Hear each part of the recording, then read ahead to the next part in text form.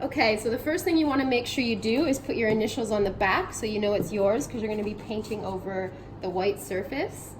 Then you want to take your contact paper and take it off its sheet and aim for the same place that it is on the original. So just a little bit down. I would say maybe 3 fingers down and 3 fingers over. That's probably good, and that's going to make sure that your sun stays nice and white and no paint gets on it. Give it a bit of a pat down. Oop, there we go. No paint will get on that. Then we're going to start with the yellow. You don't need too much paint. You don't want it to be globby, but you do want to make sure there's no white bits, so you want to cover all the surface. And we're going to color from about 3 fingers down to 3 fingers up. So that whole area needs to be entirely yellow, so there's no white bits at all, and just a back and forth stroke is enough.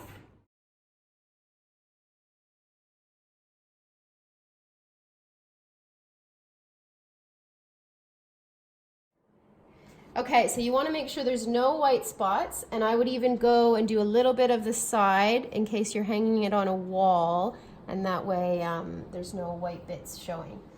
So you want it still to be wet, pretty wet, but not gloopy and thick, just kind of light. Make sure there's no white spots. Try to go in the same direction, not up and down. You want it to kind of go left to right. And then I'm going to grab my orange for the bottom and start at the bottom with my orange. Again, I don't want any white spots, and I want to make sure that I do the side.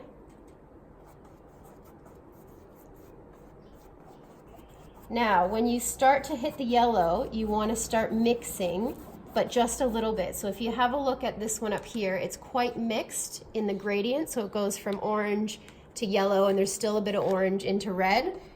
It can be a bit tricky, and keep in mind that the orange will actually overpower the yellow, so you don't want a lot of orange. Once you've covered the bottom there very lightly, then I would try to get most of the paint off your brush, and even maybe clean your brush, or take the yellow brush you were using and kind of go through and start mixing it up, because you don't want to have too much orange. And this you can play with. Try not to overplay, because as the orange starts growing up, once you get it up there, you can't go backwards, so you don't want to go too much. And remember, the bottom will be black, so we're not worried about the bottom looking natural, like a natural sky. We're just more concerned with this middle section here. What you're aiming for is for it to go orange, and then a little bit lighter, and then we're going to go up to red at the top. So the middle here where the sun is should be yellow.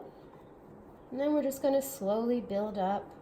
Take your time with this. There's no rush, back and forth. We don't want to have too many little paint marks there, so just keep an eye on that. And it's up to you really how dark up you want to go, or how much yellow you want to leave, or if you want to have little wisps in the sky, even just kind of wisps through.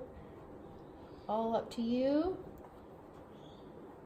And then when you're happy with it, make sure there's no, see how I've got some little white marks there? We don't want those white marks, or those yellow marks. So we're just gonna swoop by. I think I'm happy with that.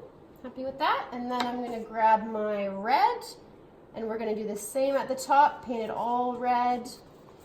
Now the top will be shown, so we do want to make sure that we're happy with how it looks. Again, getting the top and the sides so everything's covered.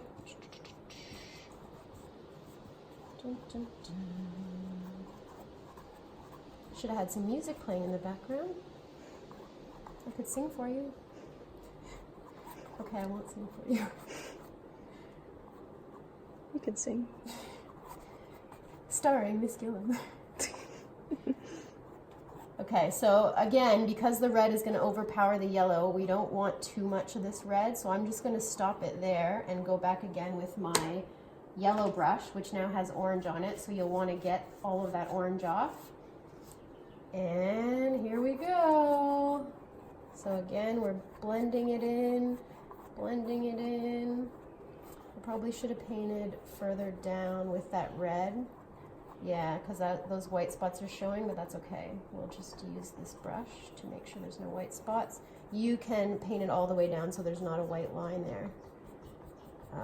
Then you don't have to go through and get all these white bits that I should have fixed. There we go. So again, this is very, very red.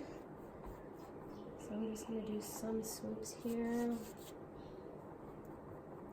At this point, because it's so overpowering, you might even need to take more yellow and paint yellow into it, because it does really pick up the red. Just trying to have a look at what I did there. Now again, you want this to be original to yours, so it doesn't have to look exactly like the original or exactly like this one, but kind of just like a sky. And we just really want it to blend and not be too defined in one color or the other, which we're sort of seeing right now. So I'm going to pull up some yellow. Still a bit defined here. That's probably go really lightly with that red. I would have, had I had more practice with this, I probably would have had less red, but that's all right. And when you're happy with it, you can leave it to dry, and we might stop there.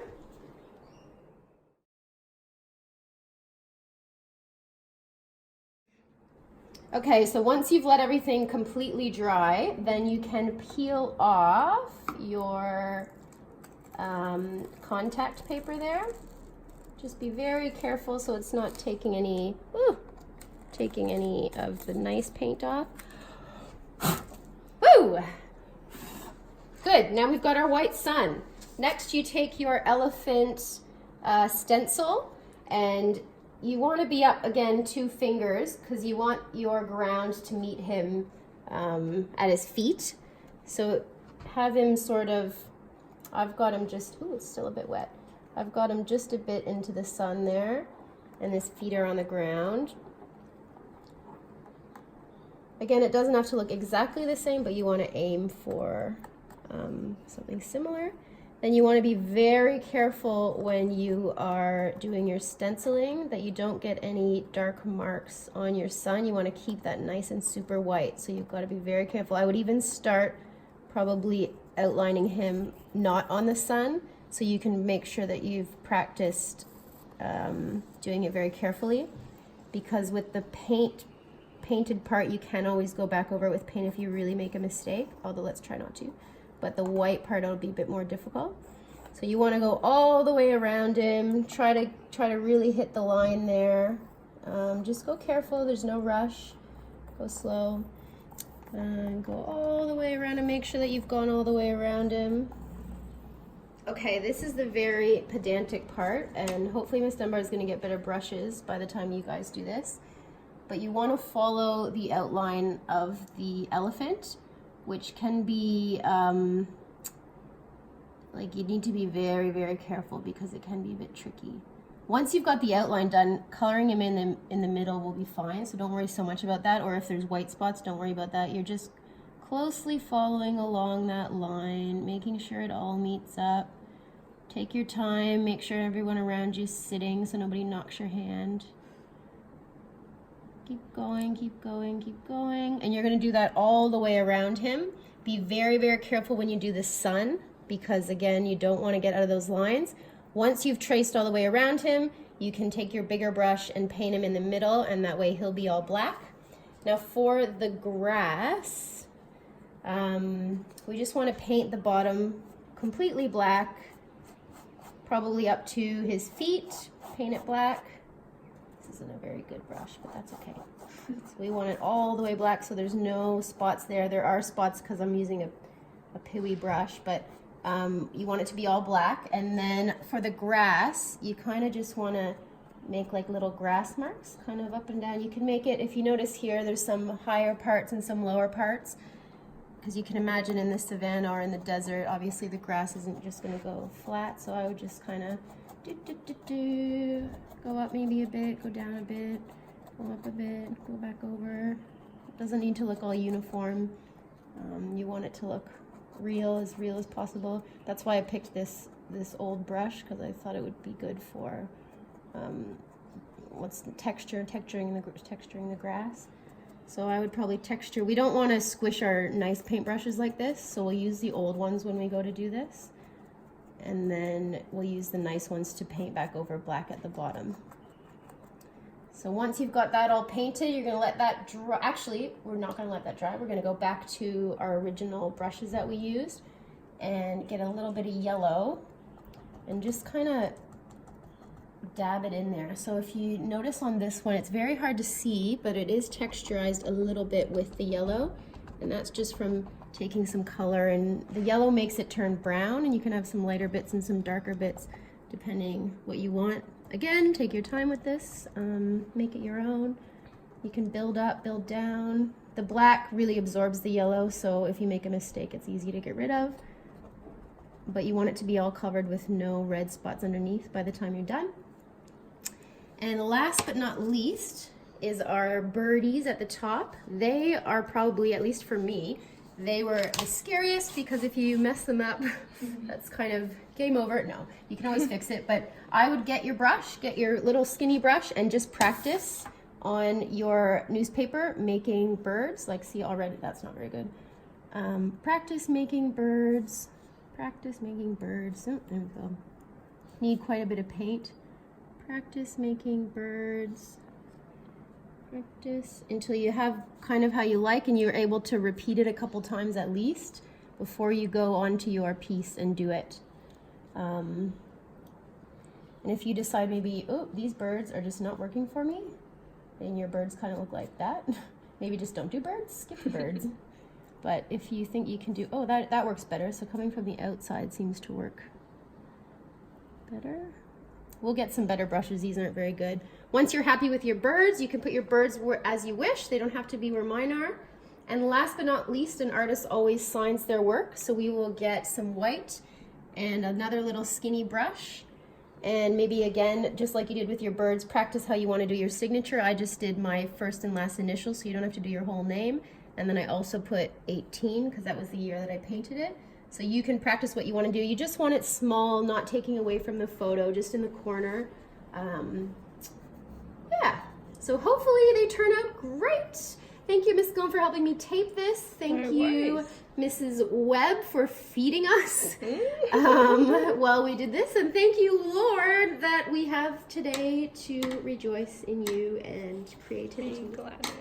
Good. Amen. Good job, Mr.